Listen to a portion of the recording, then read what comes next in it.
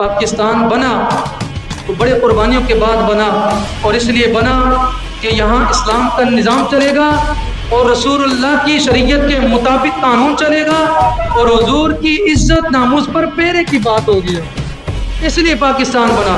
پاکستان اس لیے نہیں بنا تھا کہ یہاں قادیانیوں کو بہن بھائی کہا جائے، پاکستان اس لیے نہیں بنا تھا کہ یہاں قادیانیوں کو ایوارڈ دیے جائیں، پاکستان اس لیے نہیں بنا تھا کہ یہاں جناب اعلیٰ قادیانی اپنے کھلے عام تبلیغ کریں، پاکستان اس لیے نہیں بنا تھا کہ یہ جیو نیوز پر بیٹھ کر رسول اللہ کی گستاخیاں کریں۔ مجھے تو ابھی بھی حیرت ہوتی ہے، ان لوگوں پر میں لعنت بھیجتا ہوں جو ابھی بھی جیو نیوز کو لائک اور فالو اور ان کو کمنٹ کرتے ہیں۔ جس چینل نے رسول اللہ کی گستاخی کی تم اس کو فالو کر سپورٹ کر رہے ہو، قیامت کے دن کس منہ سے رسول اللہ کے سامنے جاؤ گے؟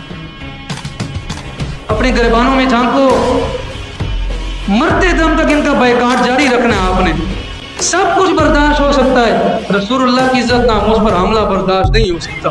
یہ ملک اس لیے بنا کہ حضور کی عزت ناموس کا بھی تحفظ ہوگا، قرآن پاک کا بھی تحفظ ہوگا، صحابہ و اہل بیت کی عزت ناموس کا بھی تحفظ ہوگا، اور یہاں رسول اللہ کے دین کی بات چلے گی۔ پاکستان کا مطلب کیا؟